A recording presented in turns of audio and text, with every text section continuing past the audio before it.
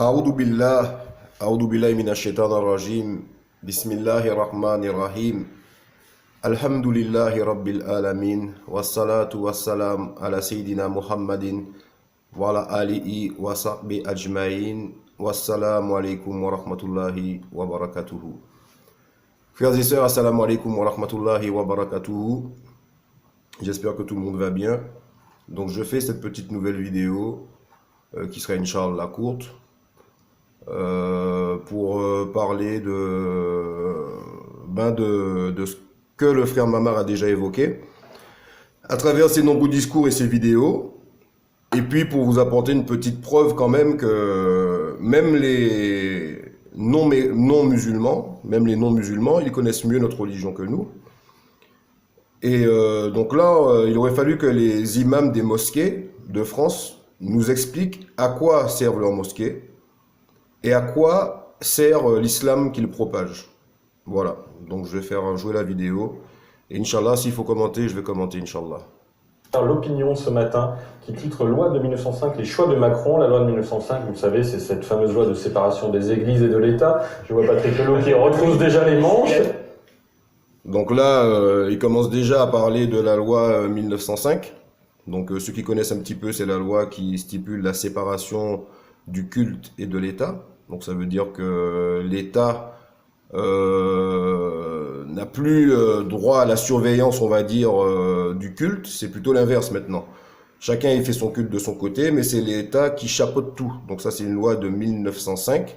Autrement dit, que vous soyez juif, chrétien ou musulman ou bouddhiste, tout ce que vous voulez sur ce type de territoire, votre religion, vous ne pourrez jamais l'appliquer à 100%, sachant que la politique qui sera appliquée à tous les points de vue, que ce soit pénal, civil, moral, légal, ce sera en fonction de ce que l'État où vous vivez a décidé.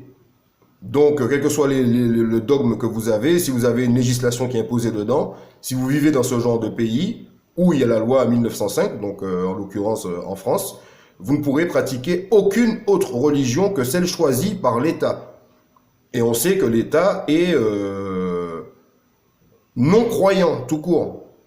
La seule religion qu'il a, c'est la religion du satanisme. Puisque si vous allez chercher la définition du satanisme, le satanisme, c'est... vous avez différentes définitions, mais la définition la plus vague, c'est le fait d'adhérer à un point de vue où, on va dire, c'est le grand libertinage. C'est pas la peine de donner une définition complète. Quand vous lisez les lignes, fais ce que tu veux, couche avec qui tu veux, sois comme tu veux, pense comme tu veux. Donc c'est une liberté totale au niveau moral et des actes aussi. Donc c'est ça le satanisme. En gros, ça veut dire quoi? Que la plupart des gens qui n'ont pas une religion, ils ont quand même la religion de Satan. Satan qui veut dire étymologiquement qui est éloigné de Dieu, qui est opposé à Dieu. C'est ça que ça veut dire le mot Satan. C'est pas un être prédéfini, machin. Satan, ça veut dire qui est opposé à Dieu, qui est éloigné de Dieu, qui s'éloigne de Dieu, qui s'oppose à Dieu, dans le sens général du terme, que ce soit au niveau des versets, de l'application, de tout. Donc ça, c'est le terme que vous avez bibliquement parlant, et je pense que c'est peut-être pour ça aussi que dans le Coran, vous avez le terme Iblis, qui est le nom que Allah Azzawajal a donné à Shaitan, maudit soit-il, ainsi que ses suppôts. Donc, on va laisser continuer la vidéo, Inch'Allah. Que certains considèrent comme insuffisantes pour faire face à l'intégrisme islamiste, d'où la volonté de réformer notamment le régime des cultes, tel qu'il est édicté dans les articles 18 à 36, par exemple, avec l'idée de créer une sorte de label de l'État pour autoriser la création des associations cultuelles. Je sens que vous ne trouvez pas que c'est une bonne idée, Patrick Pelot. Ah, il ne faut absolument pas toucher à la loi 1905. C'est Bon, là, on a l'introduction de ce monsieur qui nous explique qu'apparemment Emmanuel Macron voudrait, entre guillemets, toucher à cette loi 1905, la réformer. D'accord? Et bon, vous avez ce monsieur qui est Patrick Pelou, là, médecin urgentiste, qui lui, bon, je ne connais pas sa position religieuse, mais il est totalement contre le fait de toucher à cette loi, et il va l'expliquer, il va le dire, parce que bon, ça c'est vraiment, faut pas qu'on touche à ça, la religion, c'est chacun il fait comme il veut, en gros, et bon, l'État, il faut voilà, faut pas qu'il donne de priorité à la religion. Tabou. Un totem. C'est un totem. C'est un totem qui même si ça a 113 ans. Mais et qu'il s'est passé beaucoup de choses depuis. À ce moment-là, vous dites aussi que... Donc voilà. Donc, voici l'avant-projet de réforme de la loi 1905. Donc là, je suis sur le site Le Figaro, hein, cette vidéo est sur le site Le Figaro, je vais mettre le lien, Inch'Allah, à la fin, en bas de la vidéo. Donc ça s'est paru le 5 novembre 2018. Donc l'État, le gouvernement français envisage de réformer un petit peu cette loi 1905. Et donc ça fait déjà peur aux, on va dire, les non-croyants ou les athées ou les gens qui pensent que une religion, que ce soit du christianisme ou catholicisme ou voilà, eux ils pensent déjà qu'une religion va prendre le dessus. Ça veut dire que ça va toucher à leur valeur morale, à toutes ces choses. Ils seront obligés de faire des choses qu'ils ne veulent pas faire. Ça ils veulent surtout pas ils veulent pas qu'on y touche. Donc ça c'est le cas de ce monsieur qui n'a rien à voir bon avec le sujet, mais bon ça c'est sa position. Donc là, dans l'avant-projet, vous avez tampon administratif, démarche obligatoire et préalable de reconnaissance de la qualité cultuelle de l'association. Donc ça, tampon administratif, on va dire, bon ça c'est un petit truc, c'est quoi, c'est un tampon qu'ils vont mettre en plus, c'est rien de concret. Transparence des financements. Les associations cultuelles peuvent posséder et administrer tout immeuble pour en tirer des revenus locatifs. Donc là, ils vont nous expliquer que nos fameuses mosquées de Akhir al-Zaman, entre autres, puisque nous, c'est les musulmans, et ça va concerner aussi les églises et tous les cultes, ils vous mettent transparence des financements, donc genre, ils veulent bien contrôler pour être sûr que l'argent ne provient pas d'ailleurs ou je ne sais quoi, soi-disant, mais ils vont donner en même temps le droit aux associations de pouvoir posséder et d'avoir des immeubles pour en tirer des revenus locatifs. Et forcément, si vous tirez des revenus, vous êtes imposé. Si vous avez un immeuble, vous êtes imposé.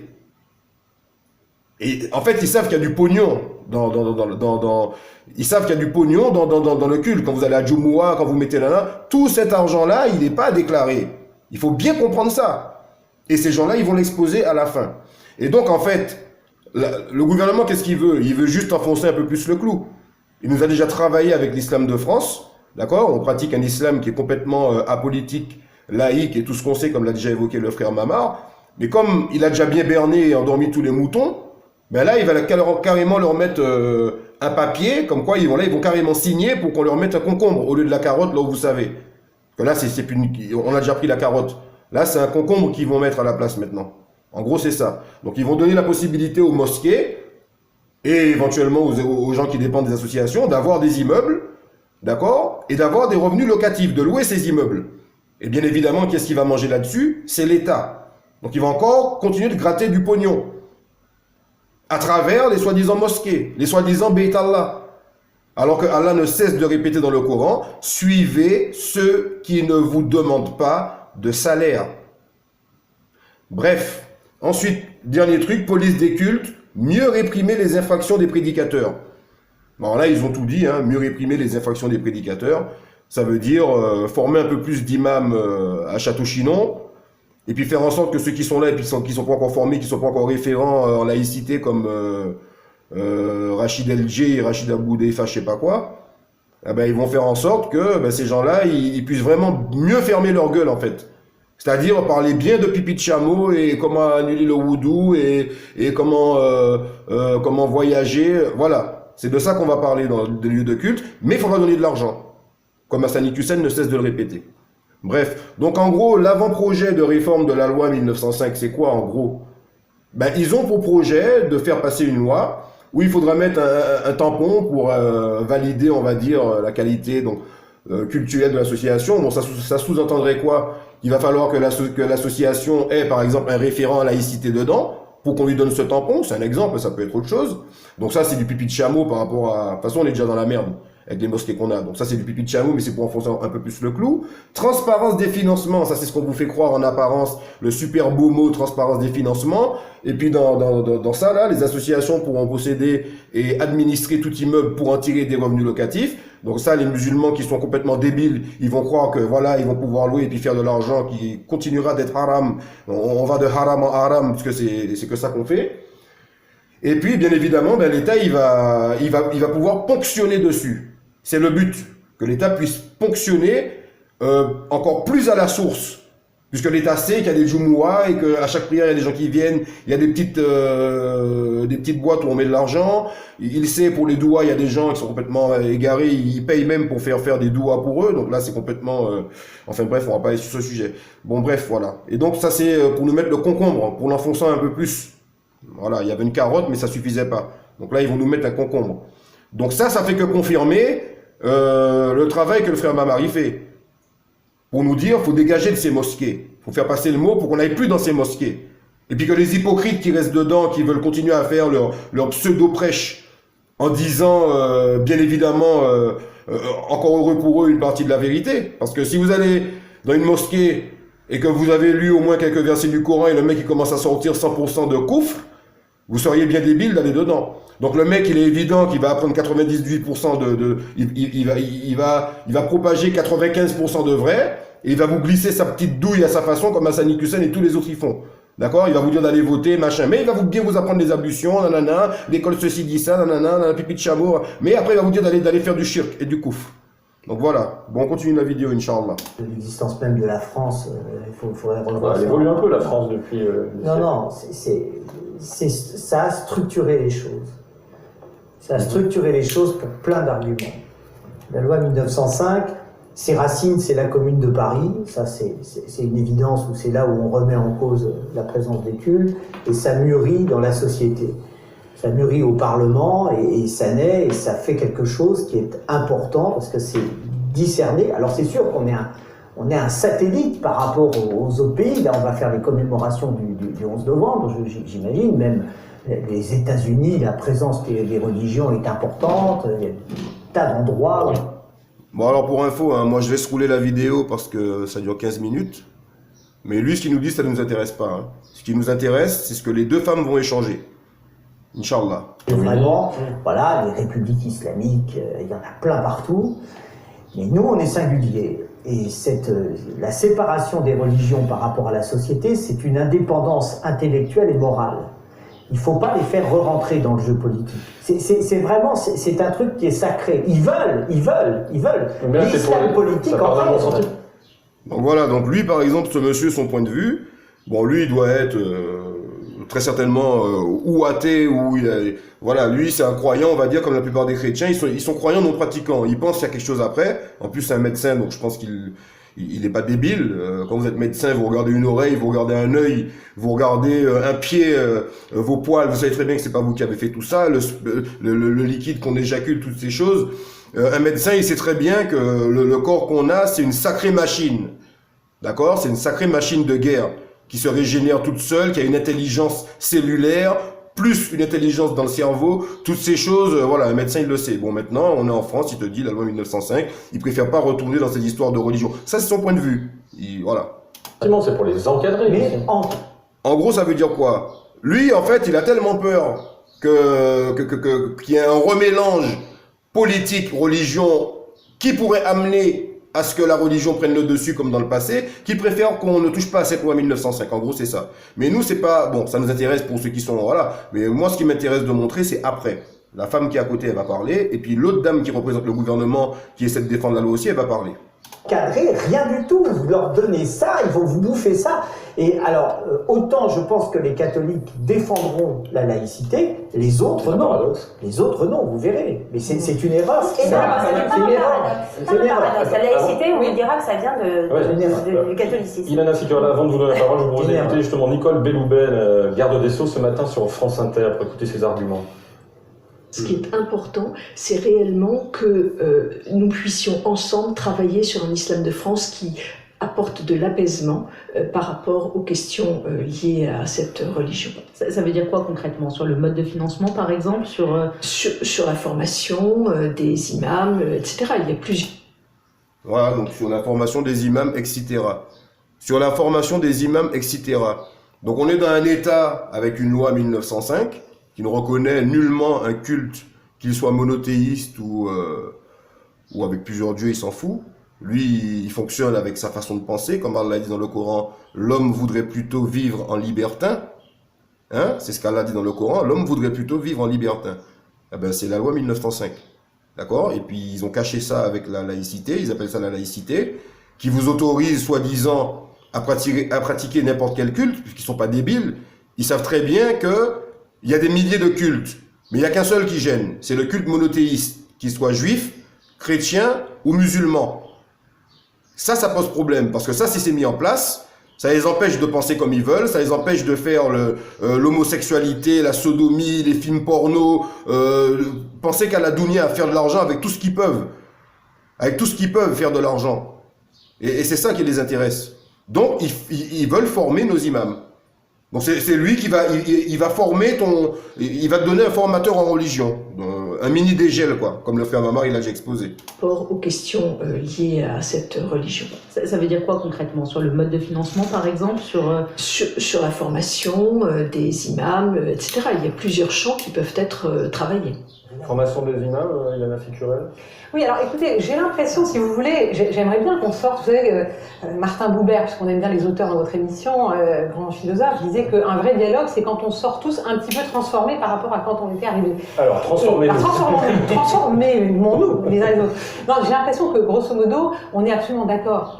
Moi, je suis une fervente adepte de la laïcité à la française, mais je crois que notre président aussi, c'est la bonne nouvelle que j'amène. Il n'est pas question de revenir sur les principes qui fondent la loi de 1905, à savoir la séparation des églises et de l'État. Personne n'y songe. D'ailleurs, Nicole Belloubet l'a rappelé ce matin. Donc voilà, elle est très proche du bureau de l'exécutif. Elle vous dit, nous, dans ce projet de réforme de loi qu'on a par rapport à la loi 1905, il n'est pas question de toucher au fondement. Donc c'est ce que je vous expliquais. Ils nous ont déjà mis la carotte en 1905.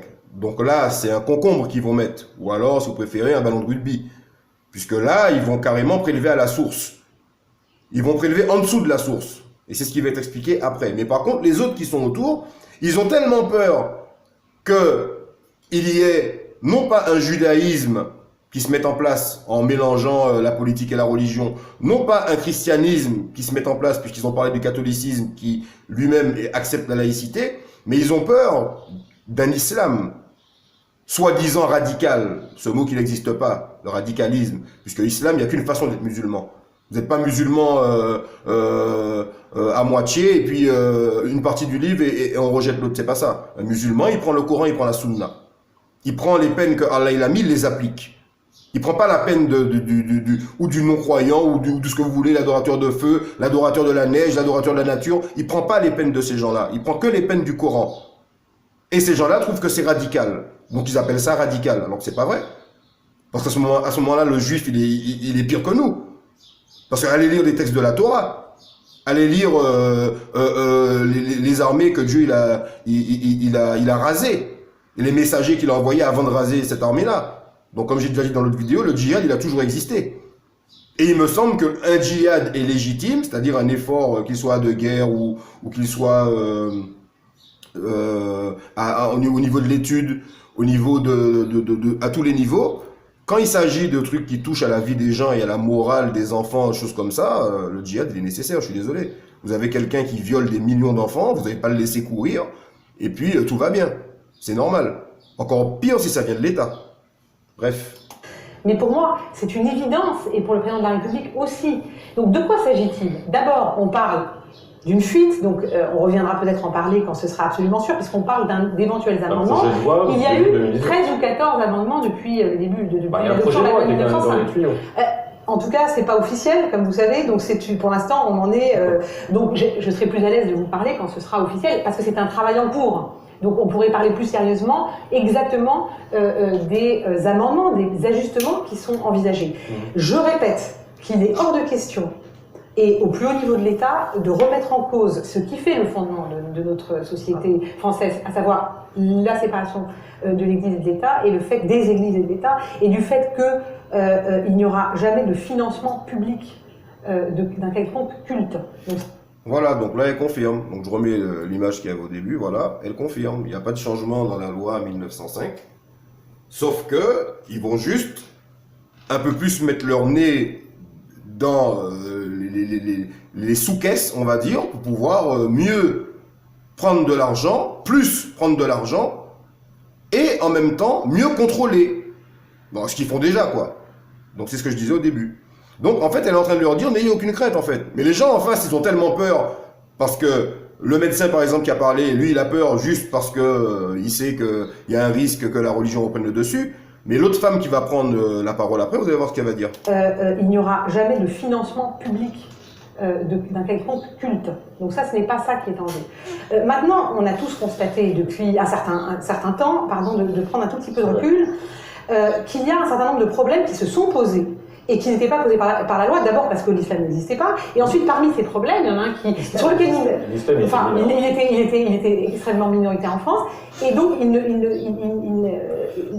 le problème n'a pas été pensé à sa bonne mesure, mais il y a un autre phénomène qui s'est développé, et là-dessus nous nous rejoindrons probablement, c'est l'apparition et le développement d'un islam politique. Et cette loi et ce dispositif, beaucoup de gens le condamnent. Et politique. Donc voilà, elle parle d'un développement de l'islam politique, puisque bien évidemment, bon, c'est pas une musulmane, donc elle ne sait pas que, voilà, l'islam c'est politique, mais il y a d'autres personnes qui le savent, et donc elle s'est fait rétorquer tout de suite par un des gars, et puis elle va se faire enchaîner par une autre là. Et cette loi et ce dispositif, beaucoup de gens le condamnent. Et politique, par nature. Non, l'islam n'est pas politique par nature, ça se voit. Mais bien, même le journaliste, il te le dit, l'islam il est politique. Même le journaliste, bon, il n'est pas musulman, il a peut-être étudié un peu machin. L'islam, il est politique, frère. T'as pas besoin d'avoir un diplôme à Al-Azhar.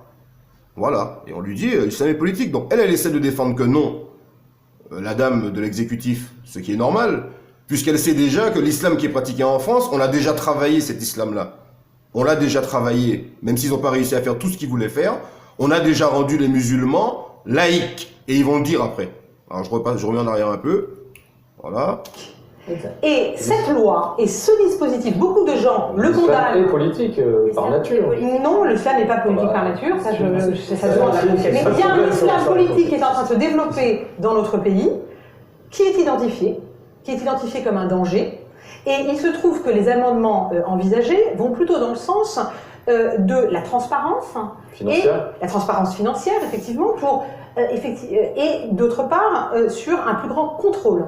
Donc en réalité, j'ai l'impression un peu d'un dialogue de sourds, si vous permettez, qui s'engage parce que il ne s'agit pas tout d'un coup d'ouvrir toutes les vannes en se disant voilà, on remet en cause un tout petit peu de la loi et donc forcément c'est pour en abattre les fondements. Voilà, donc elle explique, ne vous inquiétez pas mes amis, ce projet de réforme de loi 1905, ça va toucher à rien, vous inquiétez pas, il n'y aura pas de souci. Et effectivement, il n'y aura pas de souci. Si cette loi elle passe, ils vont juste nous mettre un ballon de rugby à la place de la carotte. C'est ce que j'ai dit. Donc voilà, c'est tout. Bon, après, eux, ils ont vraiment la trouille en face. Parce qu'ils vont vous dire que bon, le nombre de musulmans, ça augmente quoi. Donc si on commence à toucher à ça, on mélange la politique avec la religion, et qu'il y a un risque que ça prenne le dessus. Et eux, ils veulent surtout pas. Donc c'est juste ça. Non, les fondements ne seront pas remis en cause. Oui, il y a des amendements qui sont peut-être prévus, on attendra qu'ils soient officiels pour pouvoir vraiment en débattre de manière plus technique. Mais en tout cas, le problème de la montée de l'islam politique, il est posé. Le problème des financements de l'islam par des pays étrangers et du coup qui alimentent un radicalisme, il est posé et il faut trouver des réponses. Et le problème d'un islam de France dans lequel vous ne voulez pas croire, mais qu'il faut tenter de construire, parce que vous avez... Bon alors quand elle dit, qu'est-ce qu'elle a dit là, l'histoire des pays là, qu'est-ce qu'elle a dit là en tout cas, le problème de la montée de l'islam politique, il est posé. Le problème des financements de l'islam par des pays étrangers et du coup qui alimentent un radicalisme. Alors quand elle dit ça, par exemple, le problème des financements des mosquées par les pays étrangers qui alimentent un radicalisme, c'est totalement faux. Elle le sait, mais bon, ils n'alimentent pas un radicalisme, puisque les musulmans qui vont à la mosquée, ils sont formés pour être laïcs. Comment tu veux être radicaliste? Enfin, votre définition du radicalisme, si tu es laïque, puisque pour vous, le radicalisme, c'est l'islamisme, c'est être conforme au Coran intégralement, ce que tout musulman devrait faire. Et vous avez déjà laïcisé les musulmans.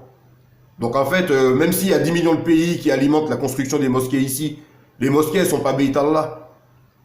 Les mosquées, les gens, ils vont dans la mosquée, ils disent Allahu Akbar, Dieu est le plus grand. Alors que c'est faux, et ils le savent. Les imams, tout d'abord, qui dirigent ces prières-là, quand ils lèvent leurs mains, ils disent Allahu Akbar dans ce lieu, qui est soi-disant un lieu de culte. Alors qu'il est encadré par la loi 1905, avec les directives de l'État sur lequel ce culte a été construit. Donc comment vous faites? Évidemment qu'on est dans le haram jusqu'aux oreilles, tous ceux qui vont à la mosquée. Évidemment qu'ils prennent pas le hasanat. Puisqu'ils continuent d'alimenter ce système en donnant leur argent, leur effort, leur contribution.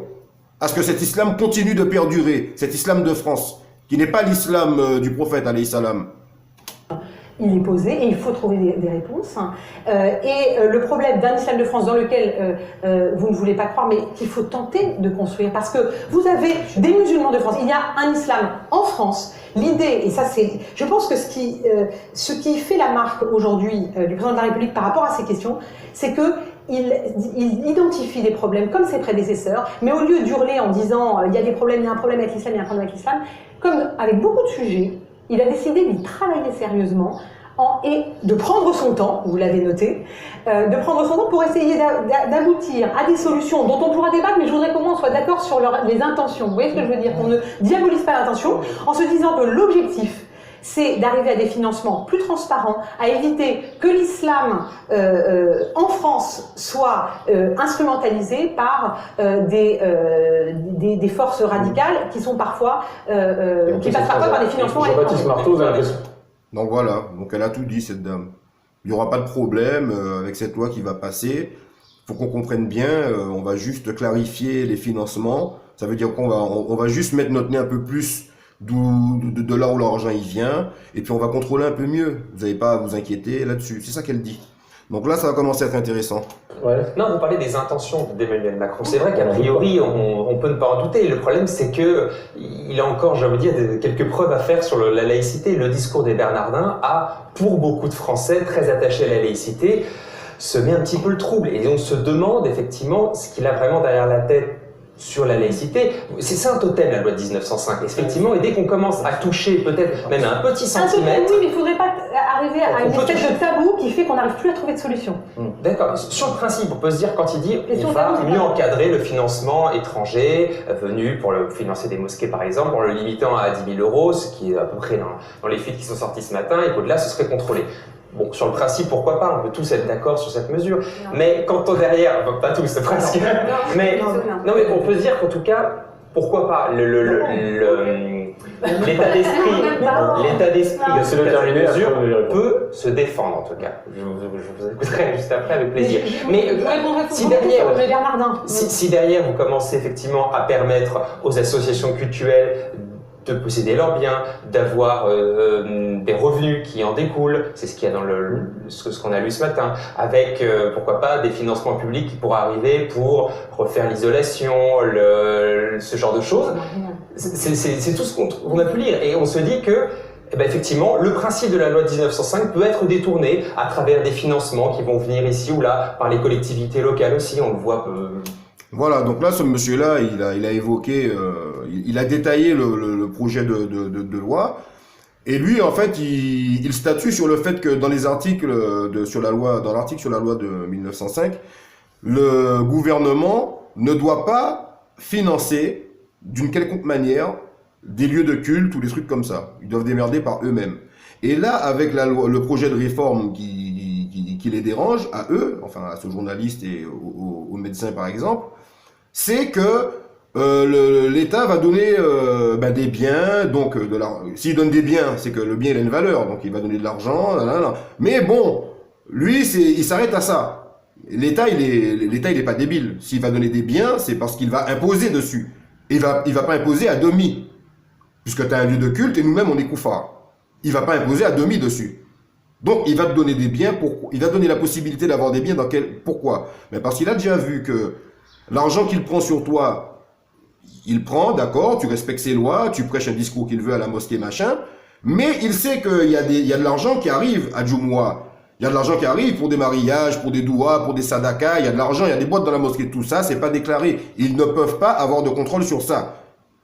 Ils peuvent, à moins qu'ils aient un mec, c'est vraiment un hypocrite, c'est un aumônier, il est là et puis il triche, mais c'est pas possible. La mosquée, c'est des associations, elles ont des comptes, machin, et puis l'argent qu'on leur donne n'est pas forcément mis sur le compte. Donc ça, ils le savent. Et donc, comme cet argent-là part et que l'État ne peut pas y toucher, à défaut de pouvoir y toucher directement, on va leur donner des biens. Donc, ils vont dépenser pour acheter ces biens avec cet argent-là qui passe en dessous et ils vont être imposés dessus. Donc, en fait, l'État, il gagne partout. Mais eux, bon, ils s'arrêtent au B.A.B.A. quoi. Plusieurs fois lors de la construction. L'État, il travaille avec Chétan. Donc, l'État, il veut de l'argent. Il veut l'âme des gens, il veut leur argent, il veut leur effort. Pas dans le sentier d'Allah, mais dans le sentier de l'égarement. Voilà, qu'il soit à un haut niveau quand vous adorez directement le diable, qu'il soit au plus bas niveau quand vous le suivez en vous taisant. Voilà. Construction de mosquées. Et donc, il y a quand même des principes qu'ils ont baissé leurs culottes par rapport à leur religion. Il y a quand même des principes. Caroline Valentin, donc lui, il vient de dire, ils ont baissé leurs culottes par rapport à leur religion. Donc voilà, ça fait un moment déjà. Hein. Enfin, je remets en arrière un peu. La loi de 1905 peut être détournée à travers des financements qui vont venir ici ou là par les collectivités locales aussi. On le voit plusieurs fois lors de la construction. Voilà, donc c'est ce que je disais. Lui, ce qui l'inquiète, c'est que la loi 1905, elle soit juste détournée. Parce que dans cette loi figure l'article où il est mentionné que l'État ne peut pas financer un lieu de culte. Ça se fait plus. On finance plus la construction d'une église ou d'une mosquée. Et que là, en donnant la possibilité aux musulmans d'acheter des biens dans le projet de réforme, ben ça va poser un problème à ce niveau-là. Donc lui, c'est pas la religion qui le pose problème, c'est plus cet article-là qui le pose problème. Mais l'État, il s'en fout. Il s'en fout et de l'article et de la religion. Il s'en fout de tout ça, l'État. Il s'en fout de la morale, il s'en fout de vos enfants qui crèvent, il s'en fout de tuer des gens au nom de la quête du pétrole, il s'en fout de déstabiliser un gouverneur pour faire tomber toute une population pour prendre ses richesses. Il s'en fout, le gouvernement. Et les Français, ils préfèrent être laïcs, ça leur permet d'avoir une liberté de penser, mais qu'ils doivent garder pour eux. Donc ils vont jamais défendre une cause juste, qu'ils soient musulmans, qu'ils soient, enfin pas musulmans, mais qu'ils soient bouddhistes ou tout ce que vous voulez. Dès qu'ils sont français, ils sont laïcs, ben ils peuvent penser du mal du gouvernement, tout ce que vous voulez. Ils vont essayer de faire leur truc de gilet jaune qui sert à rien du tout, même si il y a des choses qui sont évidemment revendicables. Oui, mais vous allez vous battre pour 100 € de plus, 200 € de plus, alors que même si aujourd'hui il aurait fallu qu'on vous donne 1000 € de plus pour vivre bien en France. Avec ces 1000 € de plus, vous auriez fait quoi? Match de football. La plupart des gens, c'est comme ça. Match de football, maillot, PSG, machin. Tous les gens dépensent leur argent autrement que dans le sentier d'Allah. Donc vous auriez vécu mieux. Mais les lois qu'on fait passer pour vos enfants et pour les pédophiles, pour qu'on les rende, pour qu'ils deviennent des malades. On fait passer des lois pour que les gens qui sont pédophiles deviennent comme un buveur d'alcool. Ça veut dire que le mec, il va pas prendre 20 ans de prison, on va le mettre dans un hôpital, et puis il sera relâché dans 2 ans après avoir fait un truc de... Tout ça, c'est les lois qu'on fait passer. Les enfants et la cause que la sœur Farida Belgoul, elle défend. Toutes ces choses-là sont plus importantes que toutes les revendications que les Gilets jaunes ils vont faire. Donc on a 2 choses qui sont importantes. La religion et les enfants. Et le travail, l'État, il a pris les 2. La religion, il l'a déjà foutu en l'air. À part les frères comme Mama qui s'évertuent à nous aider, d'accord? À part ça, l'État il a déjà foutu la religion en l'air, et maintenant il s'attaque à la source, nos enfants. Parce que nous, quand on va mourir, il va rester nos enfants, qui vont naître dans la cité de Sodome, de Gomorre, de Lot, d'Étamud, des Had, du peuple de Madian, des gens d'Arras, tout ça s'est mélangé aujourd'hui dans Akhir Zaman. Et nos enfants, ils vont naître là-dedans, puisqu'on ne peut pas leur laisser une religion authentique. On ne peut pas la leur apprendre. Ils vont à la mosquée, on leur apprend pas. À l'école, on les abrutit. Je vais faire une autre vidéo pour montrer le reportage de la sœur Farida Belgoul, qui est hyper importante. C'est choquant. Je vais la mettre juste après, Inch'Allah. Donc, on continue. Dans une mosquée. Et donc, il y a quand même des principes qu'ils ont baissé leurs culottes par rapport à leur religion. Il y a quand même des principes. Ils ont baissé leurs culottes par rapport à leur religion. Il le sait, hein. Et donc, il y a quand même des principes qu'ils ont baissé leurs culottes par rapport à leur religion. Il y a quand même des principes. Caroline Valentin, juste avant, chez nos internautes, Emmanuel Macron a-t-il raison de vouloir réformer la loi de 1905 sur la séparation des Églises et de l'État? Non, à 68%. Donc 2 tiers de nos internautes sont aussi hostiles. On pourrait qu'ils s'entendent sur de quoi s'agit-il? C'est pas réformer. Réformer la loi, il y a pas... Oui, mais là, je crois que l'argument, c'est un peu ou pas du tout. On peut pas dire qu'Emmanuel Macron prend son temps pour réfléchir, alors que grosso modo, il nous ressort la même chose que ce qu'il y avait dans le rapport El Karoui de septembre 2016. Et tout le monde sait parfaitement, tous les gens qui suivent la vie politique, je pense que vous en êtes, savent parfaitement que depuis toujours, il avait en tête de mettre en place cet islam de France. Et une des raisons pour lesquelles le discours des Bernardins a été si critiqué, c'est pas sur le fond, parce que c'était assez immotivé, c'était moins en fait sur le fond que sur le fait. Le discours des Bernardins, c'était devant la conférence des évêques de France. Exactement, c'était... Bon, je pense quand même que les musulmans qui regardent cette vidéo et bon, qui vont à la mosquée vont quand même bien se rendre compte qu'ils parlent d'islam de France, mes frères. Ils parlent d'islam de France. Votre mosquée, c'est une mosquée de l'islam de France. Le prophète Mohammed sallallahu alayhi wa sallam, vous n'avez qu'à vous poser cette question. Est-ce que le prophète Mohammed sallallahu alayhi wa sallam, il serait venu prier dans cette mosquée, là où vous habitez? À Clichy, à Dreux, là où vous voulez. Mais jamais il serait venu prier dans cette mosquée. Une mosquée sur cette terre, Ou quand vous sortez, vous avez deux homos qui passent, une mosquée, ou dans la loi 1905, c'est marqué que votre mosquée, c'est même pas une mosquée. L'État vous demande de l'appeler association cultuelle. Et vous stipule dans cet article que votre, entre guillemets, mosquée, c'est un lieu public. Vous savez, ça veut dire quoi, public? Ça veut dire que le mec, le junkie là, s'il veut rentrer là-dedans, il rentre là-dedans pendant ton Jumu'ah. Toi, tu vas dire aux gens, ouais, ne peupleront les mosquées de Dieu que ceux qui croient dans l'État te dit, dans la loi 1905, qu'elle est publique, ton association. Ça veut dire que ça appartient à tout le monde, frère. C'est pas Beit Allah. Rien que là, au sens du terme. Sans compter qu'à côté, dans ce même article, il t'impose de légiférer autour de ça. Et donc de ne pas tenir des discours politiques.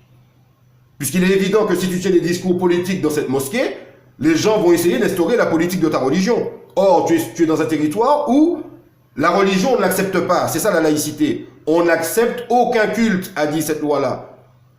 Le territoire français ne valide l'autorité d'aucun culte religieux, quel qu'il soit. Encore moins monothéiste. Donc voilà. C'était moins sur le fait que, sur le fond, que c'était vu comme une façon de préparer l'opinion à la mise en place d'un islam de France. Alors, voilà, donc ils voulaient préparer l'opinion à la mise en place d'un islam de France. Donc ça, ils ont déjà réussi un petit peu. Mais en fait, ils n'arrivent pas à faire l'islam qu'ils voudraient vraiment. Parce qu'ils n'arrivent pas à enlever toute la foi du musulman. Il y a des choses que les musulmans, même s'ils vont à la mosquée, ils vont pas faire. Vous voyez? Ils vont pas boire d'alcool. Ils vont pas. Donc, il faut qu'ils arrivent à. Voilà. Alors, il faut réfléchir, Emmanuel Macron, mais vous savez quoi? Ce qui serait sympa, c'est quand même qu'il écoute les gens qui connaissent leur sujet, parce que manifestement, je ne sais pas qui est autour de lui, mais j'ai l'impression qu'il est entouré de nuls insupportables.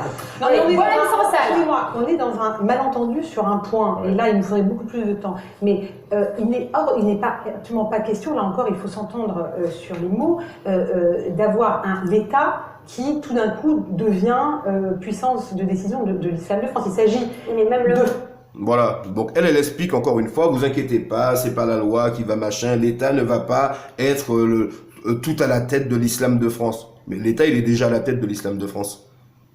Vous voyez, mais les gens qui sont en face, ils ont peur. Ils ont peur que, je sais pas, un pseudo-musulman pourrait être dirigeant.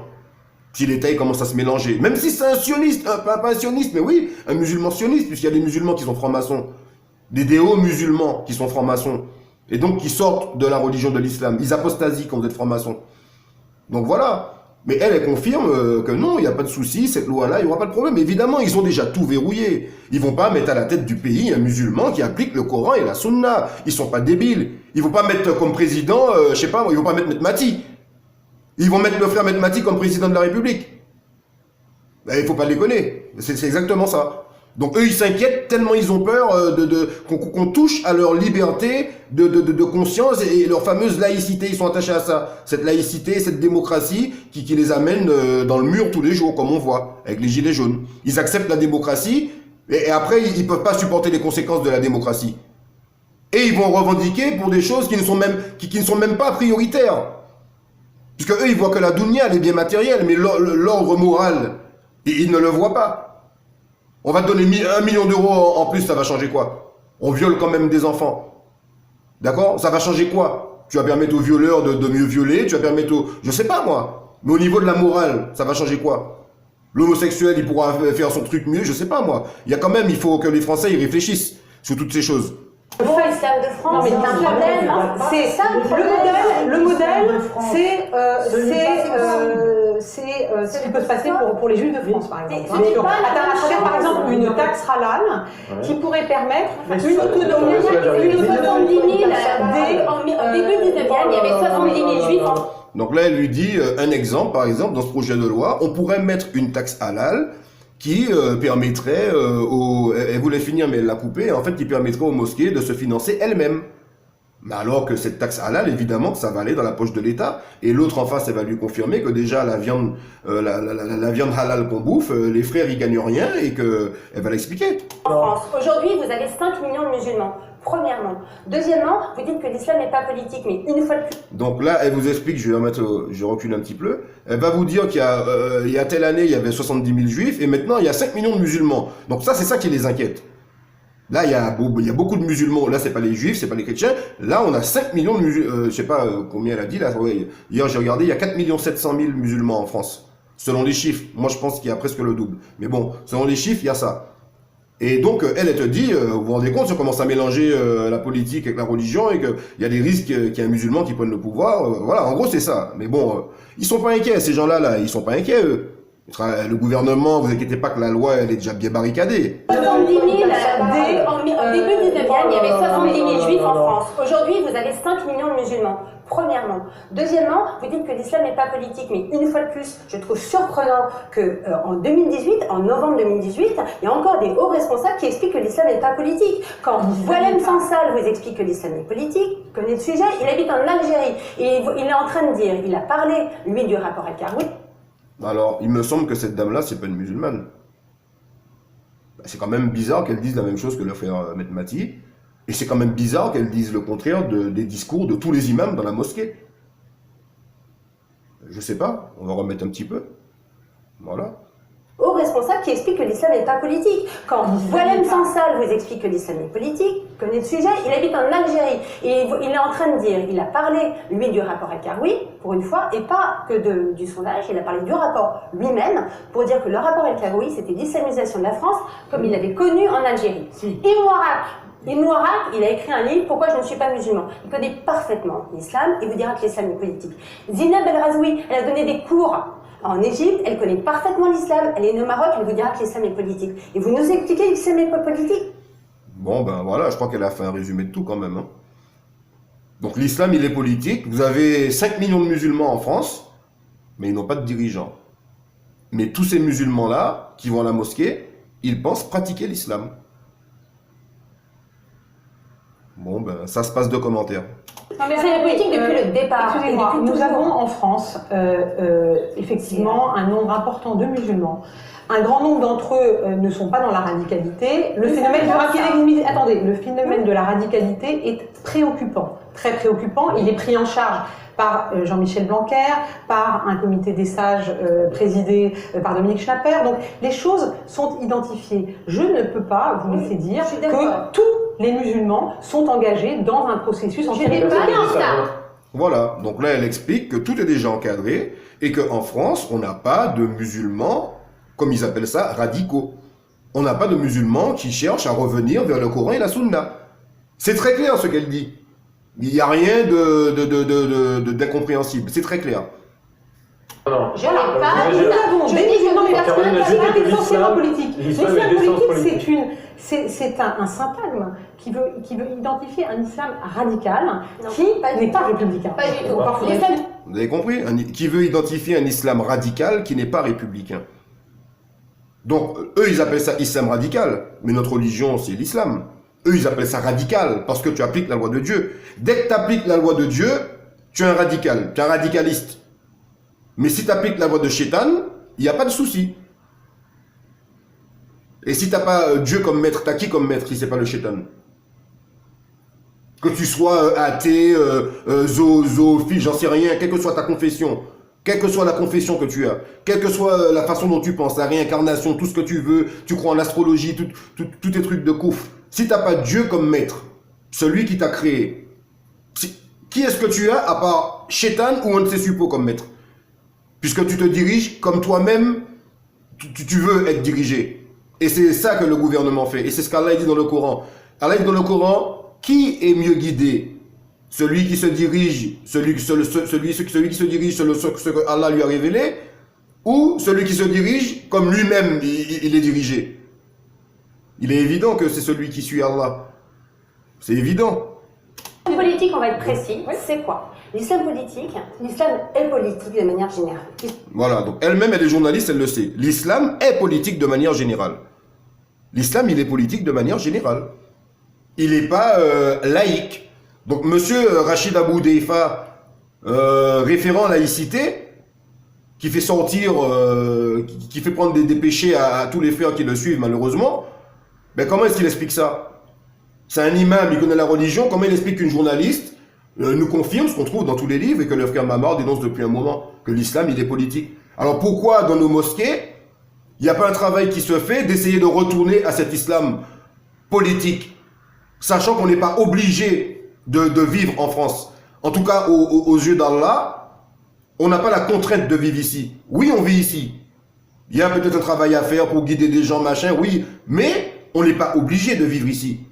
Donc, à défaut de faire une hijra, puisqu'aujourd'hui on ne peut pas le faire, c'est difficile, il faudrait déjà qu'on soit unis pour pouvoir en parler. À défaut de faire une hijra, pourquoi est-ce que vous n'essayez pas de fermer ces mosquées et de rassembler les musulmans dans un lieu public, par exemple, pour qu'on puisse envisager un retour à cette chose-là, au lieu de nous parler de votre pipi de chameau toute la journée qui nous sert à rien du tout, et de comment faire le wudu et comment annuler le wudu, et comment se rapprocher d'Allah, les versets qui sauvent, qui ramènent au paradis directement. Ça c'est du mytho, vous mitonnez pour les gens, et vous leur faire perdre vous les faire perdre du temps, puisque ces gens-là ils vous suivent, et au lieu d'aller directement dans la vérité, ben vous les amenez dans le sentier de l'erreur, puisqu'ils croient qu'ils pratiquent bien leur religion. Ils croient que quand ils ont fait leur prière à la mosquée, hamdoulillah, vive la France. Alors qu'on est dans le haram jusqu'aux oreilles. Politique, on va être précis, c'est quoi? L'islam politique, l'islam est politique de manière générale. Il se trouve qu'en France, pendant très longtemps, on a eu un modèle d'intégration qui a transformé des musulmans en musulmans républicains. Je crois que ça se passe de commentaires. Si ça, c'est parce que le frère Mamar, il dit depuis un bail, c'est peut-être moi qui ai des problèmes. Ça, c'est novembre 2018. C'est il n'y a même pas un an. Vous avez entendu ce qu'elle a dit, la dame? On a réussi à faire quoi avec les musulmans? Non, l'islam est politique de manière générale. Il se trouve qu'en France, pendant très longtemps, on a eu un modèle d'intégration qui a transformé des musulmans en musulmans républicains. Donc ça fait déjà un moment que ça dure. Qui a transformé des musulmans en musulmans républicains. Et elle parle de quels musulmans? Elle parle pas de Mamar, hein. Enfin je pense en tout cas. Par contre, elle parle de tous ceux qui vont dans toutes les mosquées de France. Quelle que soit la mosquée que vous avez. Dès que c'est marqué association culturelle, association Rahma, mosquée, machin, c'est de ça qu'elle parle. Vous êtes un musulman républicain laïque. Et donc vous sortez de la religion. Parce que vous quittez le tawhid. Par ailleurs, ce débat, oui, mais grâce à notre modèle d'intégration, voyez-vous, que Emmanuel Macron est en train d'abandonner petit à petit. Oui. Voilà, c'est ça le problème. Mais c'est quoi un islam politique? Pourquoi parler d'abandon et pas finalement d'audace d'essayer de tenter l'islam de France à voir avec eux? Il y a aucune audace. Parce qu'il y a une logique derrière tout ça. Il y a une logique. Cette logique, en effet, mais le prédécesseur Nicolas Sarkozy avait essayé déjà de faire l'islam de France. Ils leur ont ouvert des portes. Ils ont dit voilà, on va faire le conseil du culte musulman. Ça a raté. C'est un échec. Voilà, donc en fait, ils n'arrivent pas à sortir complètement les musulmans du din comme ils veulent. C'est juste ça qu'il dit. Parce que, mais elle leur dit, mais notre islam, l'islam que la loi a fabriqué est déjà là. Donc, même si ça va prendre plus de temps, ben, on va enfoncer un peu plus le clou. Et ce projet de réforme qu'on met en place, ben, on leur met, à la place de la carotte qui est déjà là, on leur met un concombre en premier. Après, dans le deuxième texte, on leur met le ballon de rugby. Et puis, ben, dans le troisième alinéa, ben, on leur met carrément du sparadrap sur la bouche en même temps. Vous savez, le gros scotch là. En gros, c'est ça. Donc, elle s'inquiète pas. Mais bon, eux, ils ont tellement la trouille qu'il y ait une quelconque religion au-dessus de leur façon de penser, ça leur pose un problème. Après, quand vous regardez ces instances, quand il y a eu les attentats, il a fallu vraiment leur arracher le fait qu'ils dénonçaient les attentats. Et c'est ça le problème. Alors ça, moi, je sais pas pourquoi il dit ça, par exemple, parce que quand vous voyez les attentats, vous n'avez pas besoin d'être musulman, bouddhiste, chrétien, ou de quelconque race, ça va contre la fitra. Ça va contre la nature innée qu'on a. Quand on voit le sang, un être humain qui n'est pas fou, il a horreur de voir le sang. Un être humain qui n'est pas fou ne va pas se faire sauter. Un être humain qui n'est pas fou ne peut pas cautionner le fait que quelqu'un aille se faire exploser et aille tuer des gens qui sont innocents au nom qu'il veut atteindre quelqu'un d'autre. Je suis désolé. Si quelqu'un voulait vraiment faire du mal à là où les personnes qui faisaient du tort, il se serait attaqué à ces personnes. Si un gouverneur ou un élu dérangeait un pseudo-terroriste, il aurait fait en sorte de se trouver parmi le cercle de ce pseudo-gouverneur ou je ne sais qui, et se faire exploser à côté. Si c'était vraiment quelqu'un qui combattait une cause juste. Mais on n'a pas besoin d'être musulman ou chrétien ou bouddhiste pour savoir que quand vous faites sauter une bombe dans un train et qu'il y a des millions de personnes, il y a des centaines de personnes qui sont dans le train, et que ces gens n'ont rien à voir avec ce pourquoi vous allez mettre votre bombe, on ne peut que le rejeter. C'est bien évident qu'on ne peut que le rejeter. Donc lui, quand il dit qu'il y a des musulmans qui ont pris du temps pour sortir, pour dire que c'était pas bien, les attentats, moi, il est venu m'interroger. Il est passé interroger tous les musulmans. Bah, faut pas dire de conneries quand même, hein. Bon, bref. C'est que d'un coup, ils comprennent la violence. C'est pour ça qu'on ne peut pas accepter ça. Je vais vous dire un truc. Nous, qu'est-ce qu'on fait là? Qu'est-ce qu'il fait Emmanuel Macron? Il arrive avec... La fuite est organisée, ne prenons pas les gens trop pour des nouilles quand même. Surtout que c'est la Voilà. deuxième Qu'est-ce qu'il tentative, dit? il y a eu des tentatives d'amendement qui il dit pas tellement ce que vous avez écrit, il dit voilà, je vais proposer un nouveau statut aux associations et je vais rendre ce statut attractif en leur permettant de posséder des immeubles et de les exploiter. Elle a tout dit, hein. D'accord? Donc il veut un peu plus enfoncer le clou. Donc je remets un peu.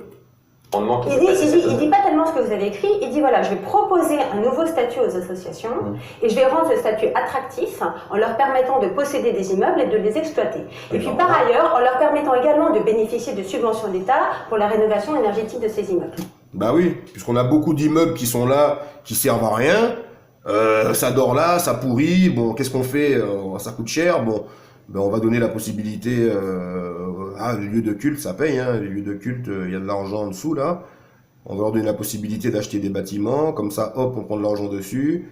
Hop, pseudo-rénovation. Hop, les taxations, taxes foncières, taxes massives. Tout ça, c'est dedans aussi. Vous achetez un bien, vous avez une taxe foncière dessus. Vous avez une taxe d'habitation, même s'il y a arrangement. Donc voilà où on en est avec notre culte. Voilà où on en est avec notre culte. Allah ne cesse de nous dire, suivez ceux qui ne vous demandent pas de salaire. Comment vous pouvez demander aux gens de l'argent dans la mosquée? Cet argent, il est reversé pour le non-croyant. Et il n'aide pas à les faire musulmans. Vous voulez pas importer les problèmes en France, mais les problèmes qu'on a en France, vous ne les résolvez pas. Alors comment est-ce qu'on fait? Il faut continuer de vous écouter?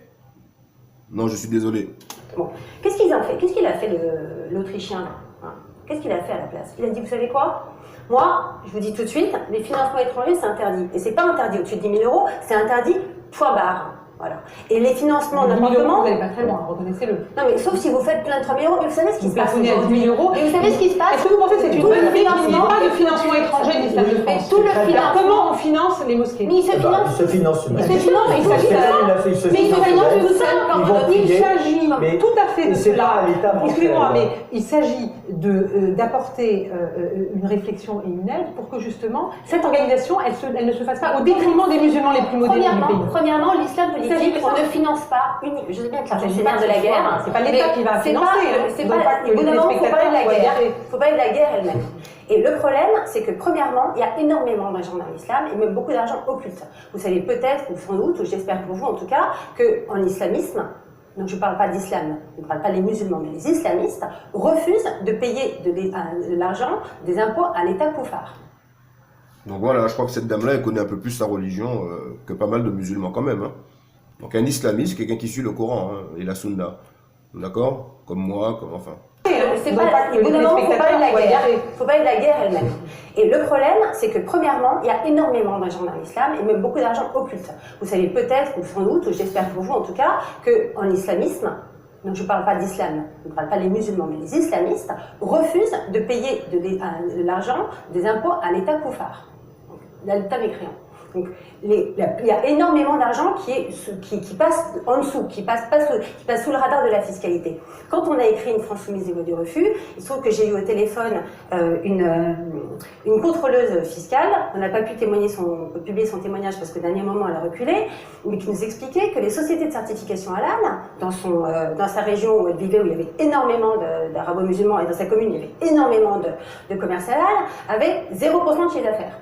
Non, 0% de chiffre d'affaires, sauf que maintenant les lois, me disait-elle, moi je ne peux pas déclencher une investigation fiscale sans prouver à mon supérieur hiérarchique que je vais avoir 50 000 € de bénéfices. Or, comme j'ai 0 compte, et qu'ils sont 0 sur leur compte bancaire et 0 sur leurs comptes sociaux, je ne peux pas prouver que je vais avoir 50 000 €. Mais il y a, ensuite je m'étais renseignée auprès des gens qui connaissent bien la sécurité, il y a des millions d'euros qui circulent en sous-cap, et qui resteront en sous-cap, parce que je veux dire, les islamistes, jamais ils iront adopter votre truc là d'association. Donc voilà, donc je crois que ça c'est ce que le frère Mamar a déjà démontré dans pas mal de ses vidéos sur notamment le frère, comment il s'appelle, Nader Abou Anas, qui est tout le temps, constamment en train de demander de l'argent. Donc, il y a un travail que Mamar a fait à ce niveau-là, que vous retrouvez notamment sur la chaîne du frère Musulman du Monde. Vous avez cette chaîne, Musulman du Monde, où il y a un travail synthétique du frère Mamar Metmati sur les prédicateurs du système. Donc, vous avez toutes les preuves par A plus B. En fait, cette chaîne a repris toutes les vidéos. Je ne sais pas s'ils se connaissent, mais moi, je suis abonné aussi à cette chaîne, Musulman du Monde. Cette chaîne a repris les vidéos où Mamar exposait ces choses-là. Comment ça se fait qu'on demande de l'argent tout le temps, 500 000, 400 000, pour faire quoi avec cet argent?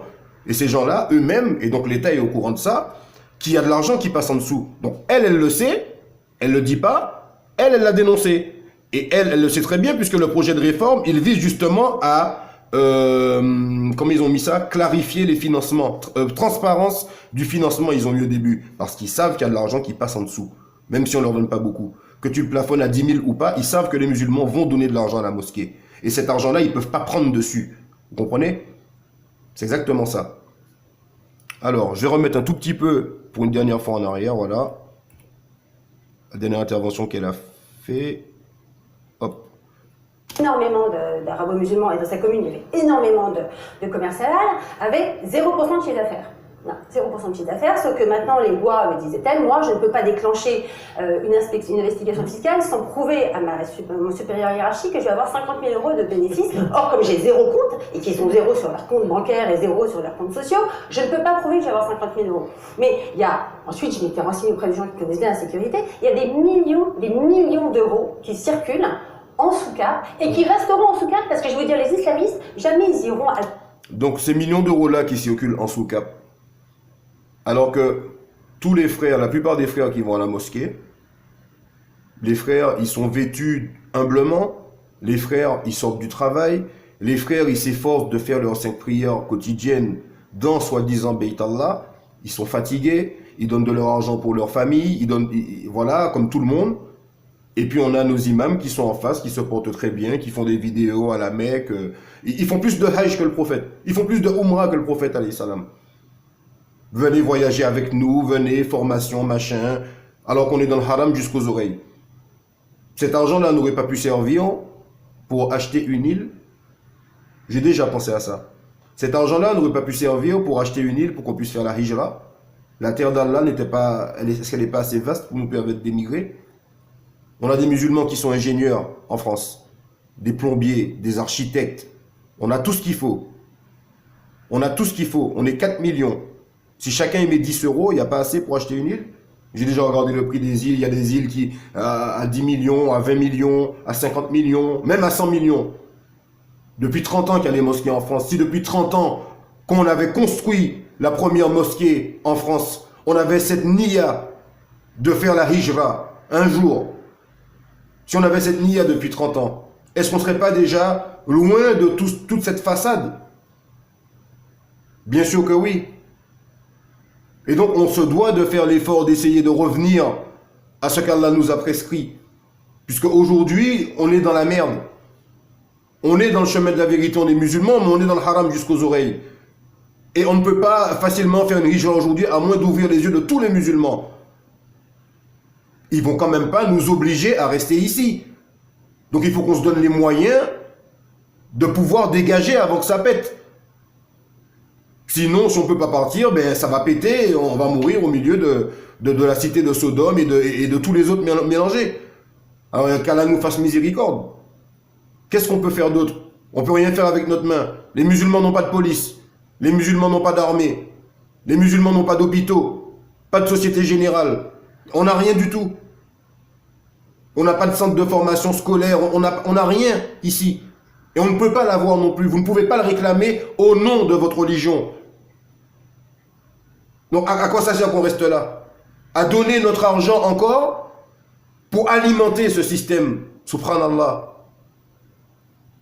Il faut qu'on arrive à se réunir et à faire le travail que Mamar a proposé, à savoir dénoncer cet islam de France, le ruiner, faire en sorte qu'il disparaisse, et que le musulman, quitte à ce qu'il prie chez eux, à 2, 3, 4, 5, Allah il acceptera mieux votre prière, déjà de 1. Et votre niya, ce ne sera pas la même. Parce qu'on aura pour but d'essayer de sortir de cette situation dans laquelle on est. Alors que là, on s'y complaît. D'une façon ou d'une autre, le musulman, quand il va à la mosquée, il est fier d'aller à la mosquée. Il est content d'aller faire sa prière à la mosquée. Et il ne sait pas. Et Allah, il dit dans le Coran, celui qui sait n'est pas comme celui qui ne sait pas. On a des hadiths où le prophète, alayhi salam, il a dit, méfiez-vous de qui vous enseigne votre science. Donc, j'ai pas encore lu tout le Bukhari, mais j'ai déjà lu ce hadith-là. Donc, quand même, il faut qu'on ouvre les yeux. Inch'Allah. Adopter votre truc là d'association pour avoir 3 balles issues de l'exploitation de leurs immeubles alors qu'ils ont des centaines de milliers d'euros. Ce que vous écrivez, c'est précisément ce contre quoi nous voulons lutter en proposant une organisation, plus de transparence et plus de structuration. Écoutez Boilem Sansal, lisez Barbara Lefebvre. Mais non, vous ne le lisez pas parce que... Bon voilà, la vidéo elle est terminée. Donc moi je vais pas la faire plus longue que ça, Inch'Allah. Donc voilà, je vais vous montrer que ce que le frère Mamar dénonce dans l'intégralité de son travail en général, voilà, il est là. Il est là. Donc vous avez des gens qui sont pas musulmans, qui connaissent très bien la religion de l'islam. Donc après, ils y adhèrent, ils y adhèrent pas, ça c'est leur problème. C'est entre eux et Allah. Mais nous qui sommes musulmans, on connaît pas notre religion. Alors s'il n'y a pas de frère comme Mamar qui fait ce travail-là, sachant qu'il n'y a aucun... Et je pense qu'il n'y a aucun frère qui a... je pense pas qu'il y ait un frère en France qui ait autant de livres que Mamar. Et qui ait autant de livres, et qui ait déjà lu autant de livres. Et le problème, c'est que pour savoir ces choses-là, il faut lire des livres. Et il faut les lire, et il faut donner aux gens la vérité derrière. Et quand vous lisez ces livres, même quand vous êtes étudiant, puisque moi-même je suis un étudiant, évidemment que j'ai tout de suite vu que l'islam était politique, califat ça veut dire califat, hein. C'est pas, Allah il va pas révéler des lois et puis tu fais ce que tu veux. C'est complètement débile. Donc il est évident qu'il faut un gouverneur, qu'il faut, voilà. Et après ça se prouve dans l'histoire et dans les livres. Donc comment est-ce qu'on fait nous, en France là? Avec ces imams qui pompent votre argent pour alimenter le système du dégel. Le système de Shaitan. Donc j'espère que cette vidéo... elle va ouvrir les yeux des frères musulmans qui ne suivent pas encore le travail du frère Mamar Metmati. Et comme je ne peux pas faire mieux que lui, tout ce que je peux vous dire, c'est je vous invite à aller sur la chaîne du frère Mamar Metmati, sur YouTube. Vous avez la chaîne Musulmans du Monde qui a repris un peu son travail aussi. Et je vous invite en parallèle à lire, puisque c'est ce que je fais. Et je vous dis salam alaikum wa rahmatullahi wa barakatuhu. Et à une prochaine, Inch'Allah, pour une prochaine vidéo.